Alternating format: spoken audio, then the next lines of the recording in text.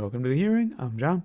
And from Chicago's North Side, I'm Scotto. And before we get to this week's album, as I usually do a few weeks early, in this case about 5 weeks early, I worked out my top 10 for the year. Um, I didn't expect any changes. There was a change on the zombie takeout list. I really don't think there's going to be, there's one possible change. The year ender on The Hearing could be a change. But Wow. I think most of it's pretty solid. My top three have been solid for a long time. Um, but 8 of my top 10 are from the last couple of years. We've had a pretty damn good year. I'll have to look to see because I'm trying to think of when certain things were this year and certain things were Yeah. last year because that gets a little fuzzy. Yeah. There are 2 from the 70s. You can probably guess what those are. Mm. Anyway, on to this week's album, which is from 1970, American Beauty by the Grateful Dead. Of course, this is a tribute to the late, great Phil Lesh, their bassist. The Grateful Dead were an American rock band founded in Palo Alto, California in 1965, who were known for the wide range of genres that their music encompassed, their constant touring, the amount of improvisation in their live shows, their enormous PA system, the Wall of Sound, which was the largest concert sound system built at its time, and for their legions of fans known as Deadheads, many of whom followed the band from venue to venue throughout their tours.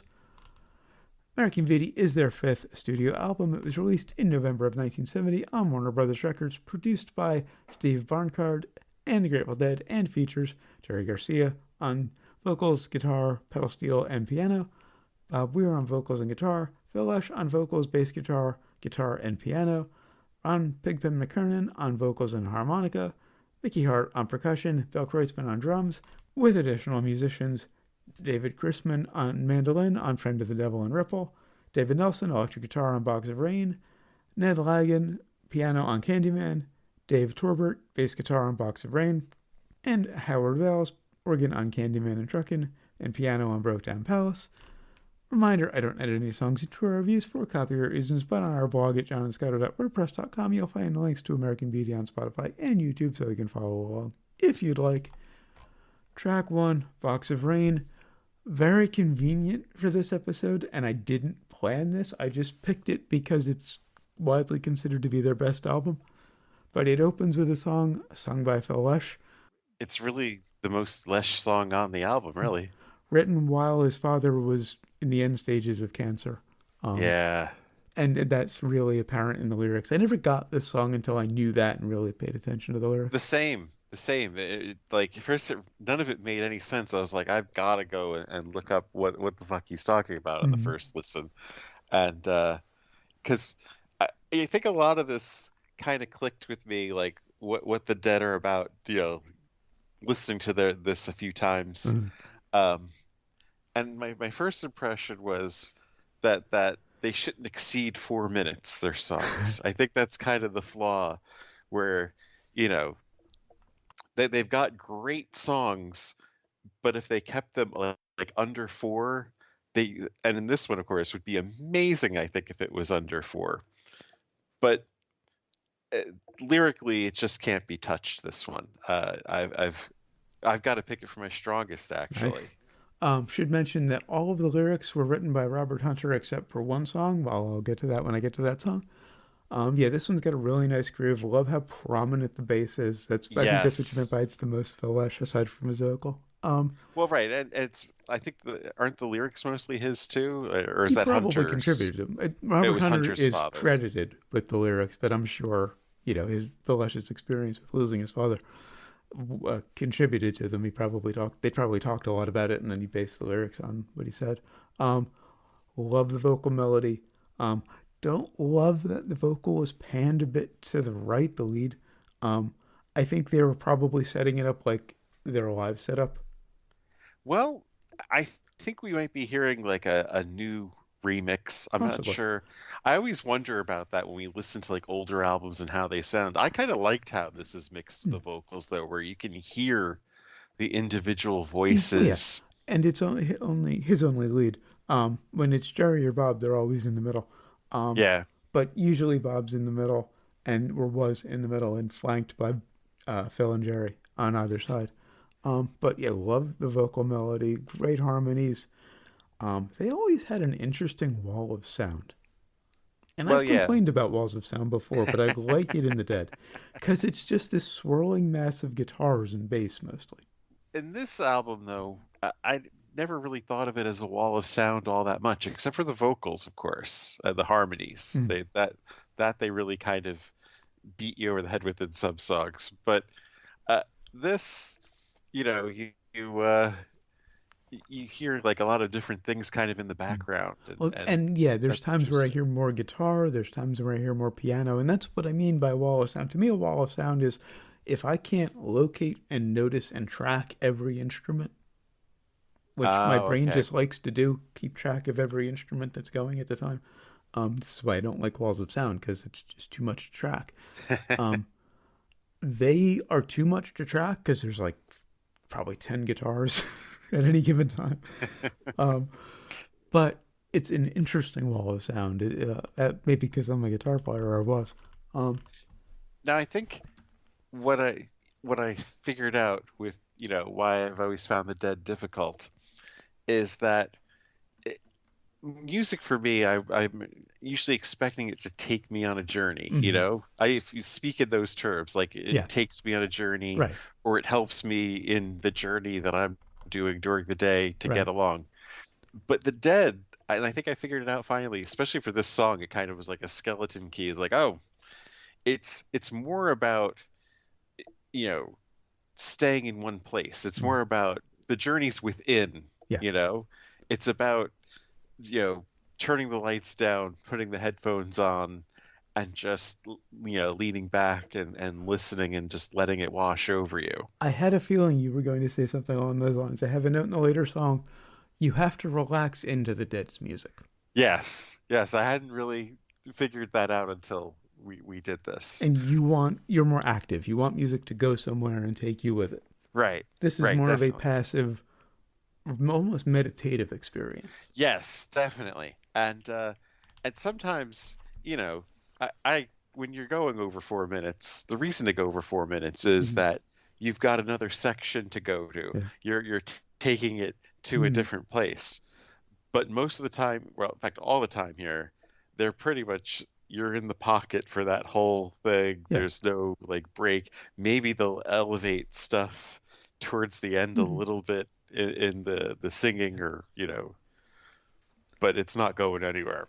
And they were first and foremost a live band. Yes. They were writing stuff for the live experience, and you know, 6 minutes when live was likely going to turn into 15. Right. And I always do regret that one time we tried to see them. I never, got to see them live. Mhm. Same here. You know, that one fateful night where we drove around looking at the spectrum trying to get tickets and missed it. One of my sisters is a big Deadhead, so I grew up on their music.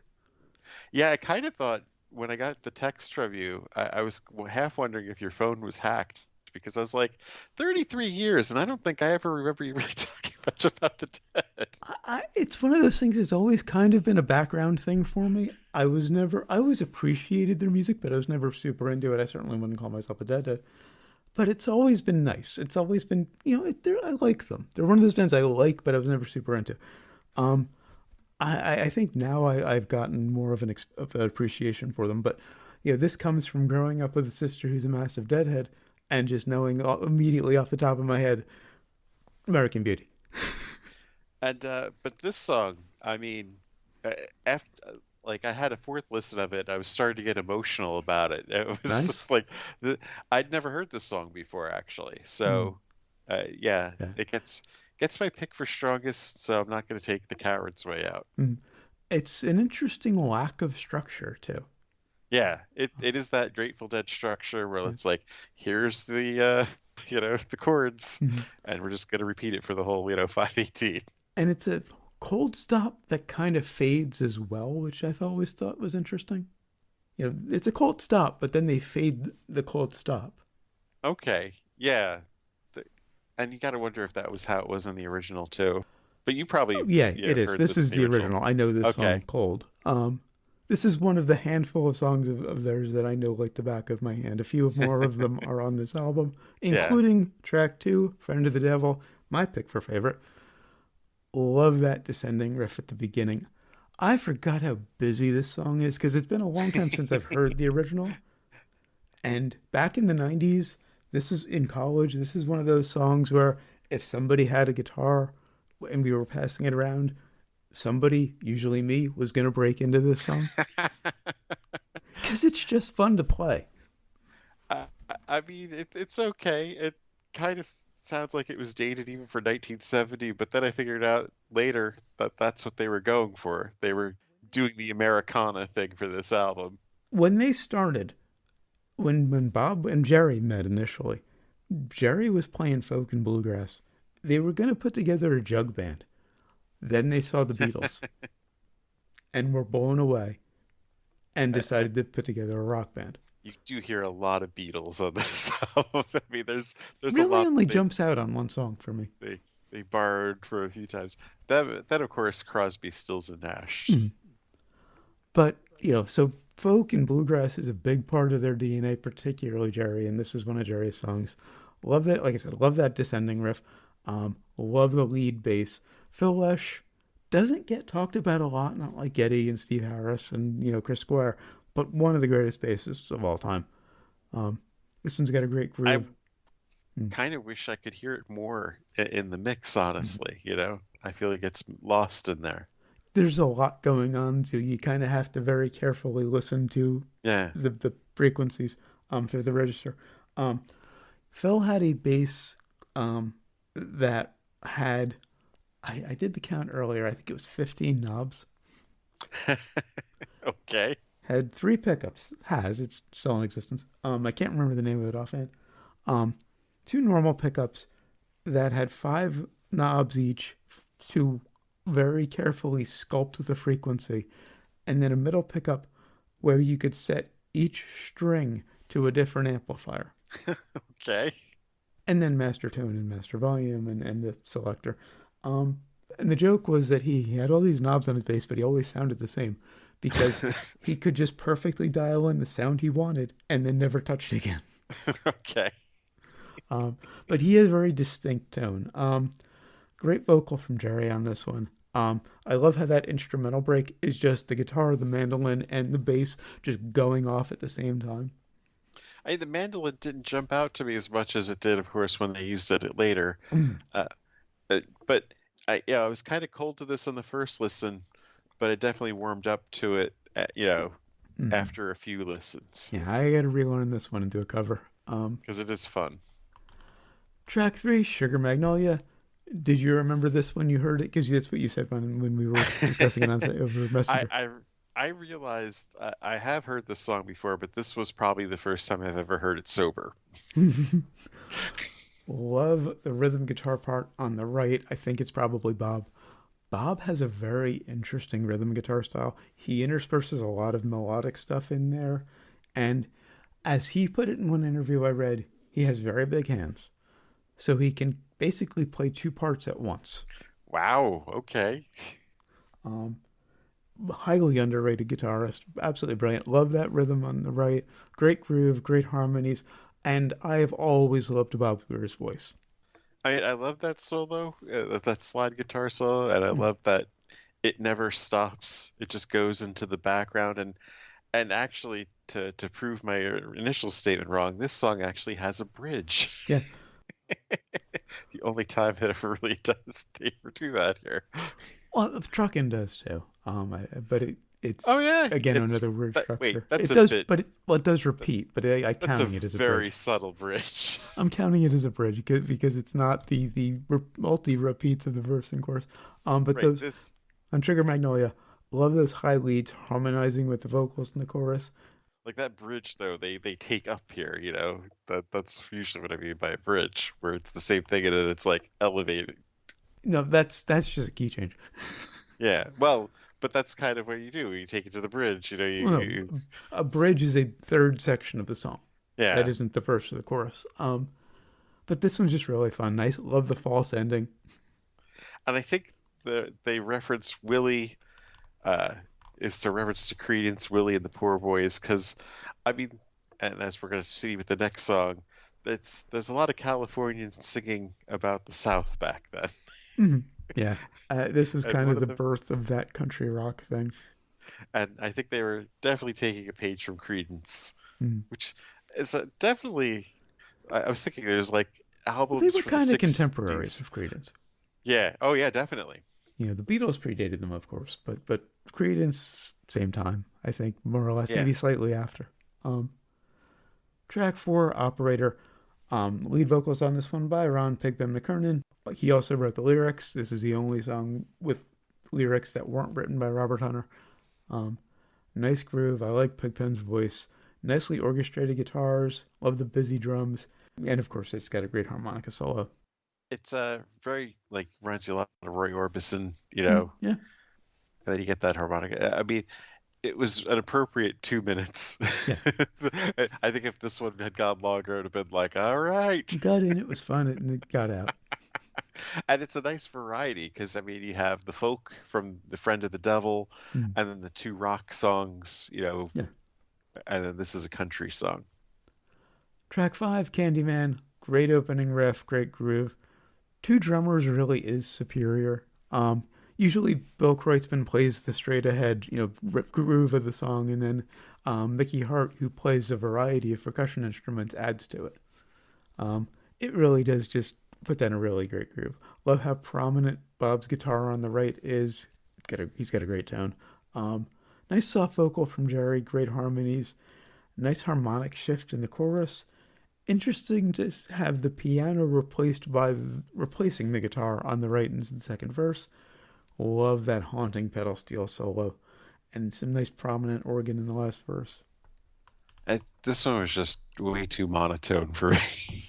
Like it just kind of stays there. I mean, after the third listen, of course, I had it in my head on the train ride home, but I mean, the first couple listens, I was like, what are they doing here?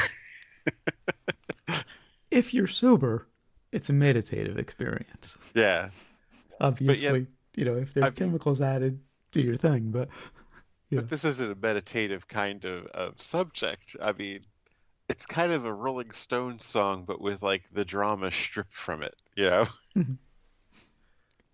I mean, the organ was a nice touch on it though, and did give a little bit of variety to it. Track six, Ripple. I got a bit of a story about this one. Oh yeah? My junior year of high school, I was jamming with this other guitarist who was a senior. And so he enlisted me to do the senior talent show with a few friends of his. All four of them big deadheads. We start off with Teach Your Children. Then there was this little instrumental jam between me and Pete, the rhythm guitarist. Yeah. And then we closed with Ripple. This is the first time I ever played guitar on stage. Oh. My was all set up ahead of time. Um, I decide I'm going to play the mandolin part on Ripple on guitar. I was originally going to play it on mandolin because I also play that. But I didn't want to bother tuning the mandolin because it's difficult. Oh. 8 strings, 4 sets of unison, which means the exact same note, 4 different notes exactly copied between 2 strings. It's a bitch to tune. Um, Oh, okay. but so I've decided on guitar. I go out to do the set, the 3 song set. We go into Teach Your Children. Nothing's coming out of my amp. Oh no. I panic. I reach over. I dime every knob on the amp. Oh. Nothing. I get mad. I hit the guitar. The guitar I was using was my first guitar. Oh, you said past tense. The POS I first learned to play on. Yeah. It had a short.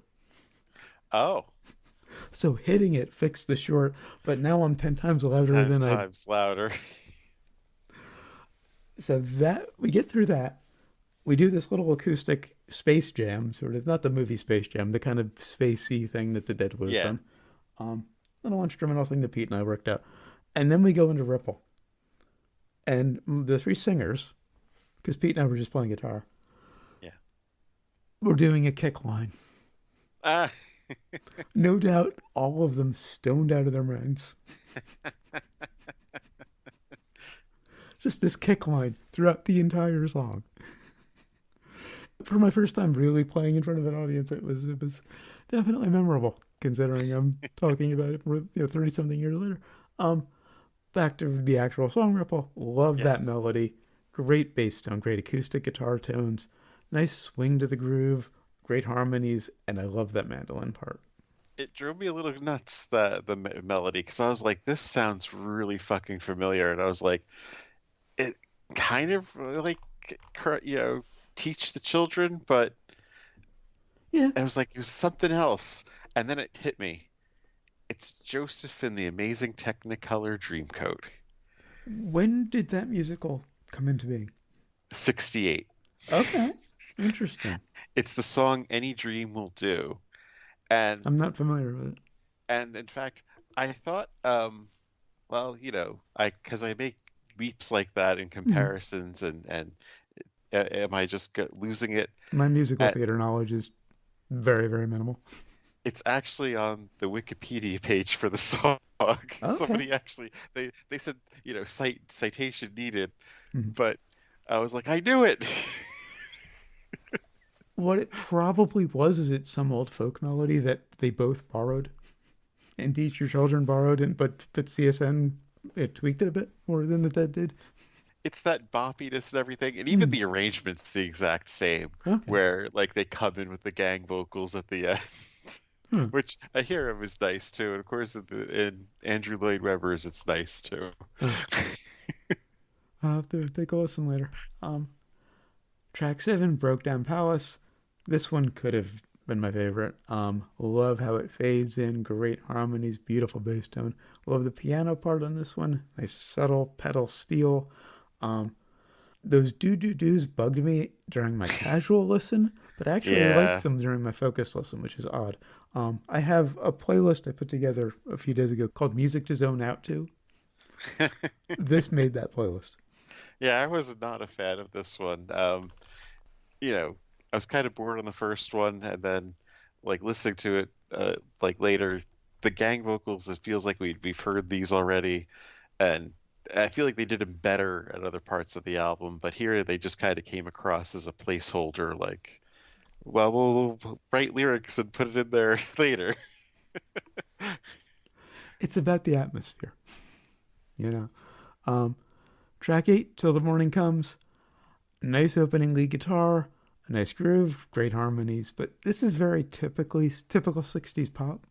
Yeah, Um, I think they needed some more rock here after the last few. um, but I do like the harmonies and the sort of harmonic change in the chorus. Track 9, Addicts of My Life. This one to me very Beatles, but kind of Oh off kilter yes. Beatles. Um, Beautiful harmonies, great bass tone. It's like a hopeful dirge. It's a lot like the Beatles song Because Yeah, from yeah, Abbey Road, right. only they did it in half the time. And they had what they were doing was just so out of the box where they were, piecing together Right. the medley right after that. Um, I honestly, for Till the Morning Comes, I think it's some of their best playing, Oh, instrumentally on the album. okay. But yeah, Addicts of My Life, eerily beautiful, love it. And finally, Truckin', great guitar tones all around, great harmonies in the chorus. I like that stuttering groove, another Bob Weir lead vocal, love that. I like that organ that comes in the second chorus. Love the lead guitar after the first bridge, and by bridge, it's that sometimes the lights are shining on me section. I'm calling that the bridge, Okay. Yeah, yeah, I could see that. because it It's only always repeats been twice. it's always been one of my probably my favorite Dead song. Mhm. That It surprised me. it's like a melding of the Doors and Yeah. the Ballad of John and Yoko. Hmm. That melody is very similar to that. Yeah, that opening Um, is very Doors. in fact, I'm kind of wondering if they were sort of answering the Ballad of John and Yoko, because a lot of that is just this crazy shit's happening to me, Hmm. and what I've always found interesting about this song is I have always imagined it's the most accurate portrayal of the touring rock star, Yeah, yeah. where it is about isolation. Hmm. It's just trying to deal with being away from home and Yeah. being alone Huh. and just wanting to do it. But So really, it's Turn the Page and Dead or Alive before Turn the Page and Dead or Alive. yes. And without the whole drama, there's no Mhm. dramatic aspect to it. Right. I'm just sitting in my fucking hotel Yeah. room, just at losing my mind here with nothing else better to do. Yeah. And but really, what the fuck were you doing to get busted in New Orleans, though, honestly? Mhm. What kind of monster did you have to be to have the cops busting down your hotel room door? In... And of course, the other thing is that uh, aside from New Orleans, Mm. every other town is the same to them. Yeah. Um, Love the line. I guess they can't revoke your soul for trying.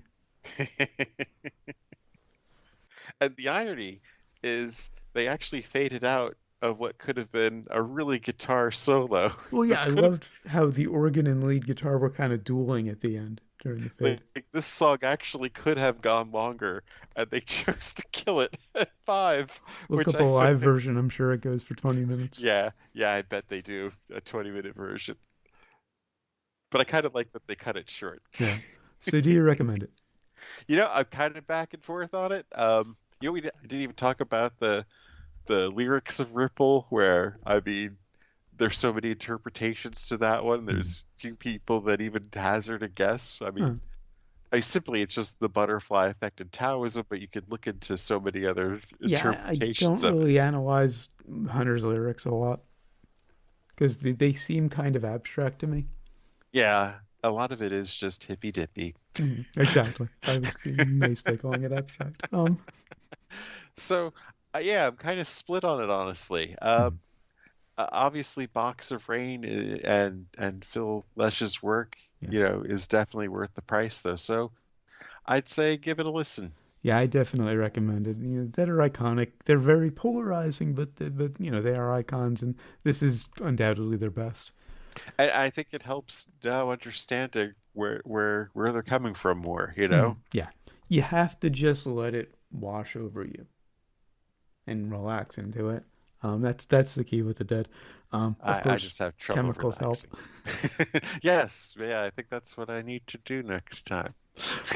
That's it for American Beauty. Until next time, when we'll be reviewing Neverbind by Nirvana for episode 200. We're Gen Xers. It's the 30th anniversary this year of Kurt's passing, so we had to do it. Might I, as well I, do it for 200. I mean, the irony is, I think I've always liked In Utero Oh, in better, utero. actually. Okay. Yeah, Huh. but this is the iconic This is one. the So big one, so this is what we have yeah, to do. Until then, of course, always remember, never forget, wherever you go in life, there there you you are. are.